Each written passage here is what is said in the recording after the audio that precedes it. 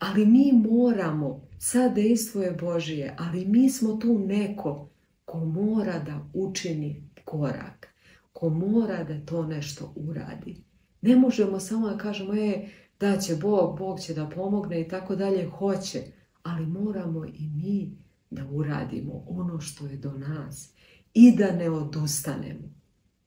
I zašto se dešava često da Božja pomoć dolazi kasnije, da nam je jako teško da neke stvari uradimo i tako? Zato što moramo da se pokažemo da smo dostojni. Moramo da budemo istrajni. Moramo zaista da zaslužimo to našim trudom i našim radom. I također i celo naše biće da čistimo, jer Bog kaže, sine, daj mi srce svoje.